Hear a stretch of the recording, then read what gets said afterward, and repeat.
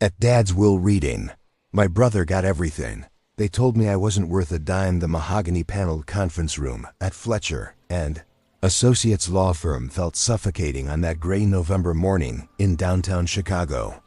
Rain streaked the floor-to-ceiling windows, casting shifting shadows across the polished table where three siblings sat in uncomfortable silence. The air smelled of old leather and expensive cologne scent that reminded them all too painfully of their father. Marcus sat at the head of the table, his tailored charcoal suit impeccable as always. At 35, he had inherited their father's commanding presence and steel gray eyes. His wife, Victoria, perched beside him like a porcelain doll, her manicured fingers drumming impatiently against her designer handbag. They belonged here. In this world of wealth and privilege. Sarah fidgeted in the middle chair, her nurse's scrub still bearing faint traces of the 12-hour shift she'd just finished at Chicago General. At 32, she had their mother's gentle features, but their father's stubborn chin. Dark circles under her eyes told the story of years spent working double shifts to pay off student loans while caring for patients who couldn't afford proper health care. And then there was May 28, sitting in yesterday's jeans and a thrift store blazer that didn't quite fit. While my siblings had followed the paths our father had mapped out for them, I had chosen art school, freelance graphic design, and a series of relationships that ended when potential partners learned about the family wealth I'd never seen. Scent of. Mr. Fletcher, our father's attorney for over 2 decades, entered the room carrying a thick manila envelope. His silver hair was perfectly styled, and his expression gave nothing away. He had presided over countless will readings, but something in his demeanor suggested this one would be different. The reading began with the typical legal formalities, debts to be settled, charitable donations that would ensure the Blackwood name remained etched on hospital wings and scholarship funds. Our father had always been generous with causes that enhanced his reputation. Then came the personal bequests. To Marcus, the golden son who had followed our father into commercial real estate, the family business, valued at $47 million, the penthouse overlooking Lake Michigan, the vacation home in the Hamptons, the collection of vintage cars that had been his pride and joy, stock portfolios that would ensure his children's children would never want for anything. To Sarah, the dutiful daughter who had become a nurse as our father wished, $2 million in trust funds, the family home in Lincoln Park where we'd grown up, grandmother's jewelry collection, enough to pay off her student loans 10 times over and secure her future. And to me, the room fell silent as Mr. Fletcher's eyes found mine across the polished table. For a moment, hope flickered in my chest. Perhaps our father had finally seen something in me worth acknowledging. Perhaps the years of disappointment and disapproval had been his way of teaching me independence, but the words that followed shattered that hope like glass hitting concrete. To my youngest child, Mr. Fletcher read in his measured tone, I leave the sum of $1 and this message. You have never shown the dedication, responsibility, or character worthy of the Blackwood name. Perhaps now you will learn what it means to earn your place in this world. The silence that followed was deafening. Victoria couldn't suppress a small gasp that sounded more like satisfaction than surprise. Sarah stared at her hands, her face flushed with embarrassment. Whether for me or because of the vast sum she'd just inherited, I couldn't tell. Marcus maintained his poker face, but I caught the slight upturn at the corner of his mouth. $1. 28 years of being the family disappointment had earned me exactly $1. The rest of the meeting passed in a blur. Legal documents were signed, bank account numbers exchanged, and arrangements made for the transfer of properties. I sat frozen in my chair, watching my siblings inherit a fortune while I received what amounted to a final insult from beyond the grave. As we filed out of the conference room, Sarah caught my arm in the hallway. Her eyes were filled with tears, and for a moment, I thought she might offer to share her inheritance. We had been close once, before our father's favoritism had driven wedges between all of us. But she only squeezed my arm and whispered, "I'm sorry, Jamie. I really am." Then she was gone, hurrying to catch up with Marcus and Victoria, who were already discussing their plans for the family business.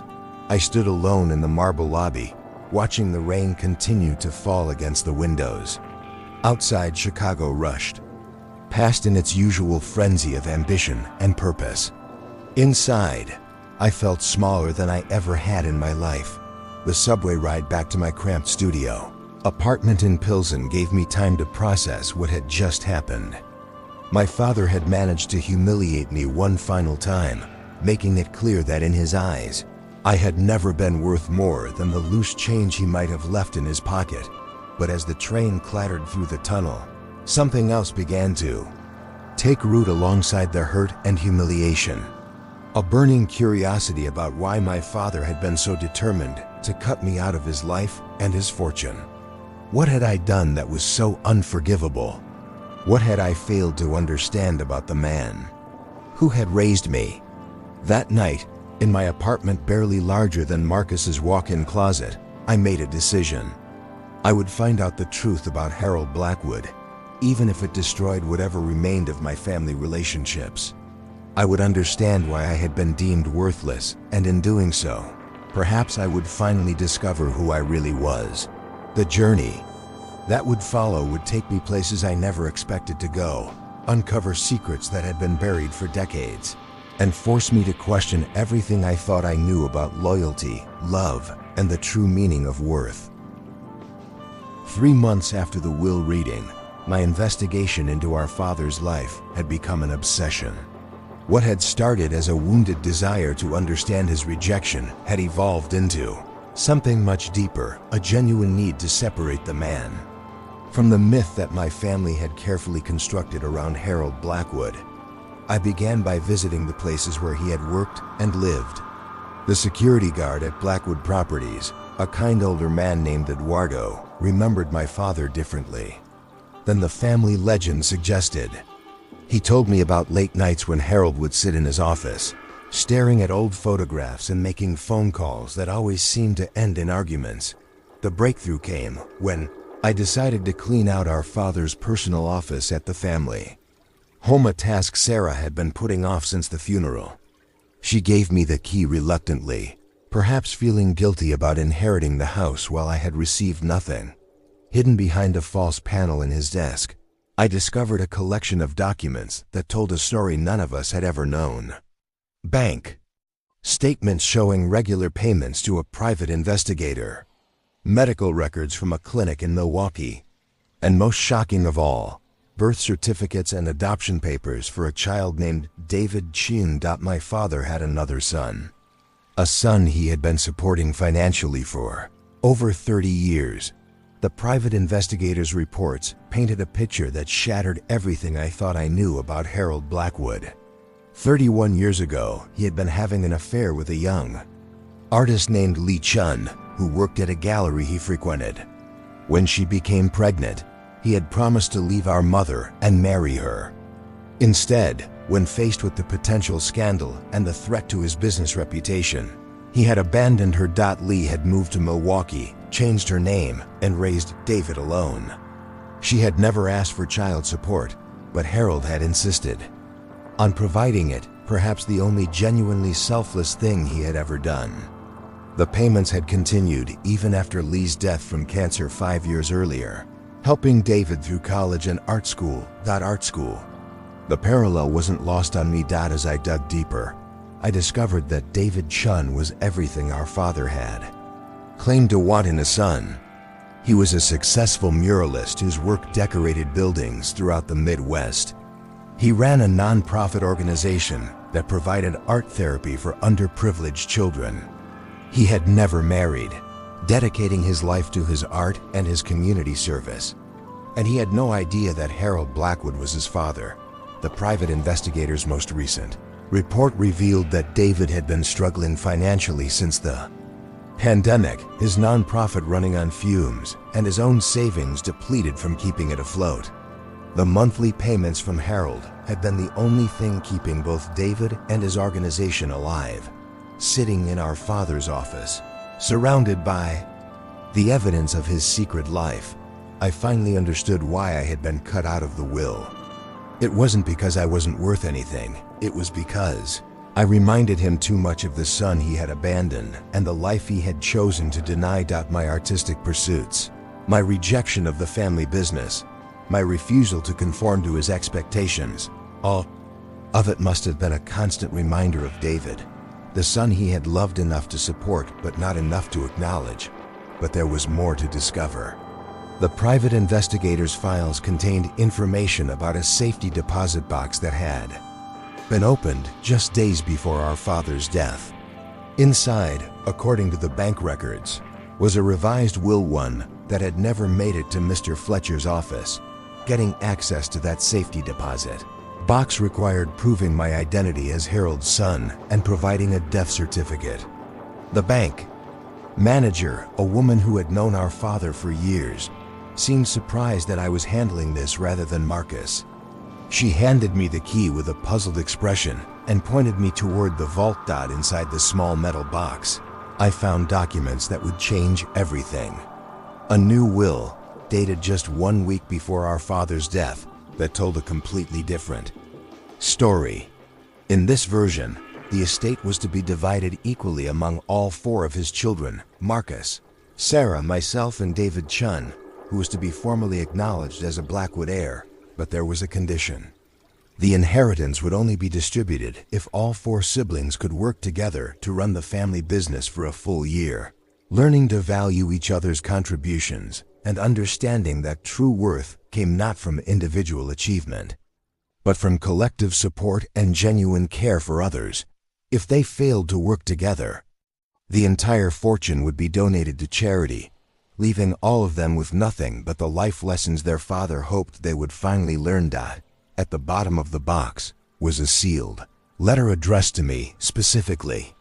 With trembling hands, I opened it and read my father's final words: "Jamie, if you are reading this, it means you cared enough to look beyond the surface of what happened at that will reading. You are the only one I trusted to find this truth, because you are the only one who inherited your mother's heart along with my stubborn streak." The will that Fletcher read was a test away to see which of my children would fight for justice, not just for themselves, but for others. You have a brother you've never met, and he has needed a family his entire life. I failed him once. Don't let me fail him again. The real will is here, but the choice of what to do with it is yours. Choose love over money, justice over revenge, and you will finally understand what it truly means to be worthy of the Blackwood name. As I sat in that sterile bank vault, holding my father's true last testament, I realized that everything had changed. I wasn't the worthless child who had been cast aside. I was the one chosen to decide the fate of my entire family. The power to unite us or destroy us completely rested in my hands. The question now was whether my siblings, and a brother I had never met, were ready to learn what our father had really wanted to teach us about the difference between being wealthy and being truly valuable. Outside the bank, Chicago's skyline stretched toward the horizon, full of possibility and promise. For the first time since that devastating day in the law office, I felt like I finally understood my place in the world. I wasn't worth just $1. I was worth whatever I chose to make of this second chance at family, forgiveness, and finding out who we all really were beneath the weight of our father's expectations. The real inheritance had never been about money at all. It had been about the courage to choose love over resentment, understanding over judgment, and the strength to build something better from the broken pieces of the past. Thank you for watching this story unfold with us here on M&A The Story Unfolds.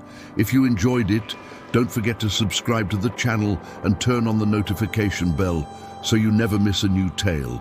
We'd love to know where you're watching from. Leave a comment below and tell us what part of the world you're joining us from. Your support means everything. See you in the next story.